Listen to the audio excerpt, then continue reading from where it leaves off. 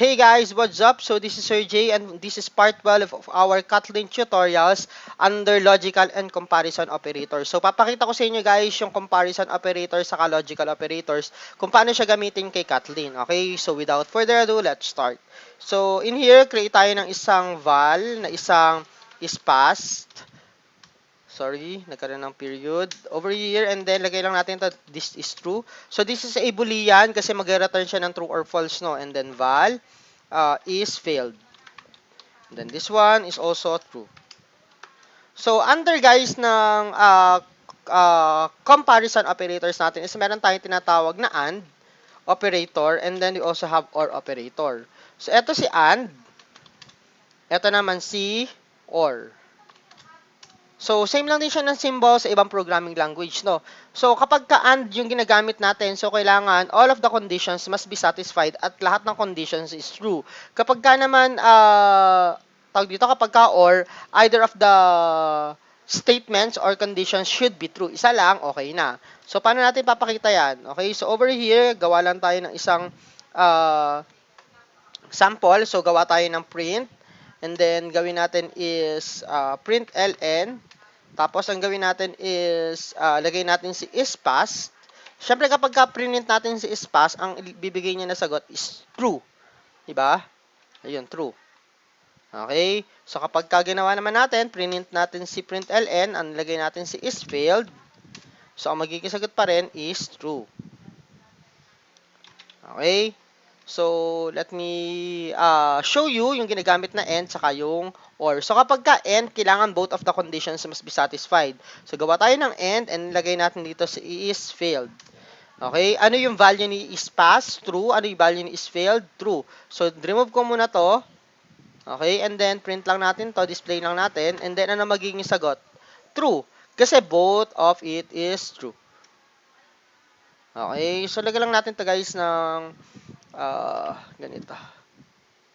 Okay, so lagay lang natin na answer. So, $sign and then open and close curly bracket and then paloob natin to sa loob. Over here and then lagay natin to sa loob ng open and close curly. Para nakikita natin yung answer mismo. Okay? So, ayun, true. So, paano kapag ka ito ginawa natin tong failed? So, ano na magiging sagot? So, is it true or false? So, ang magiging sagot dyan is, sorry, but failed. False, sorry. sorry. Okay, so, ayan. So, the answer is false. Kasi as I have mentioned a while ago, kailangan kapag ka AND operator sa ginagamit natin, kailangan both of the conditions is true. So, eto, ano ba siya? True or false? True. Diba? Eto, false. So, magpo-false siya. False ang bigay-bigay niyang sagot. So, how about if ever na ang gawin natin is eto, gawin natin tong false. Ano kaya magiging sagot? So, kapag ka AND operator yan ang magiging sagot, false pa rin. Kasi again, ang kailangan natin is, kailangan both of the conditions is true. Okay? So, balik natin to kay true. So, paano kapag ka-example, ang ginagamit naman natin is si OR operator. So, print ln, and then, lagyan lang natin to ng sagot. So, ano ba yan? Is passed. Tapos ang gagawin natin, OR operator. So, may mga nagtatanong saan doon nakukuha yung OR operator. Taas siya ng enter and then shift lang kayo. Katabi nung sa baba ng backspace. Okay? So, ito naman is failed. So, kapag ka OR operator ang ginamit natin, di ba? So, dito kasi, false ang sagot niya. Okay? So, palagyan natin sa loob para, okay, answer 2. Ito, answer 1. Then, close. And then, $sign. Open and close curly bracket. Then, sa loob natin ilagay. So, kapag ka OR operator kasi, isang condition lang yung mag-true, magtutrue na yung sagot. So, try natin. Okay? So, ayun, false. Tapos, kay answer 2, true. Kasi OR operator yung ginamit natin. Kasi, bakit anong nangyayari? Kapag ka OR operator, isa lang yung masatisfied, okay na yun. Wala na siyang problema doon. Okay? So, paano kapag ka-example, parehas siya na false? Tingnan natin yung sagot sa pangalawa. syempre, ang magiging sagot is false. Kasi again, pagka or, kailangan dalawang condition, lahat ng condition, at least merong isang true. So, like for example, eto, naging true, nabaligtad. Ano ang sagot? Syempre, true na, kasi or nga. Okay? So, ginagamit natin si or, like for example, meron kayong mga conditions na si user nakiklik ng either na maliit na A or malaking A. So, pwede nyo gamitin is or doon. Okay? So, yan yung tinatawag natin na or operator saka and operator. So, meron din tayong tinatawag na negation. Ibig sabihin, babaligtarin niya. So, like for example, print ln. Okay, ito rin gawin natin to print ln. Print ln. And then dito gawin natin not is failed. Is passed. So, ano kaya ang sasagot niya? Okay, ang bibigay niya, true. Babaligtarin niya to, inenegate niya to. Okay, so kapag ka, for example, nag-print ln ulit tayo, tapos naglagay naman tayo not is failed. So kapag ka not is failed, ang bibigay niya sa inyo is what? False. Babaligtarin niya. So like in here, tingnan natin to, negate natin to, is pass is false. Ito naman true ito, di ba? Ito false. Okay, so ito gagawin natin to, negate natin to. So try natin kung ano yung magiging sagot niya. Dapat ang magiging sagot niya is true sa answer 1. O ayun, true. Okay, kasi ito sa halip na false, negate niya, ginawa niyang true. True and then true, ang sagot is true. So reveal lang natin, no. Kay or, true saka true is equals kay true. Okay, kapag ka true at false, kay and, okay, false yun. Okay, kay or, true at true, true. True at false, true. Okay, at least isa lang. So, pwede rin kayo guys maglagay ng sobrang dami. Like for example, eto ang gagawin natin dito is, papalab natin sa loob ng isang parenthesis. Baka medyo malito kayo sa itsura, ano. So, ilalabas ko na siya para sure. Okay, so comment natin to para hindi kayo malito. Para magamit nyo pa. Yan. So, over here, gawa lang tayo ng isang println. Para mapakita ko sa inyo mamaya yun. We have println over here. And then, meron tayo ditong, like for example, is passed. Tapos, ang gagawin natin is, gagamit natin end. And then, sa loob ng parenthesis, pagkasamahin natin yung is passed. And,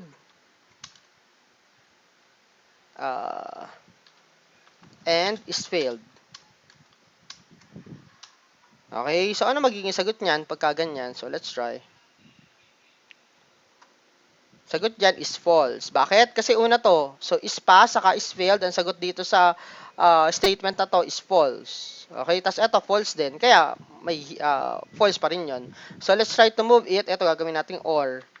Tapos, ito naman, gagawin natin or. Okay? So, ang magiging sagot dyan, syempre, is true na. Kasi meron ng isang true sa lahat. Okay? So, yan yung pwede nyo gamitin. No? So, pinagsasama-sama natin lahat ng dapat magkakasama. So, una nyo itong babasahin, sa kanya pa lang i-compare dito. Alam nyo naman yan, basic sa math, no? So, ayan lang muna for the comparison operator. So, let's now move on to our next part. Yung tinatawag naman natin na, ano tawag doon? Yung, sorry, nawawala ako. So, yung tinatawag natin na logical operators, no? So, para sa naman yung tinatawag natin ng mga logical operators na yan. So, punta tayo ulit. Ito naman yung mga tinatawag natin sa mga different ranges. So, like for example, yan. So, ang gagawin natin is let's create val, tapos num1 is equals to 90, and then val num2 is equals to 89.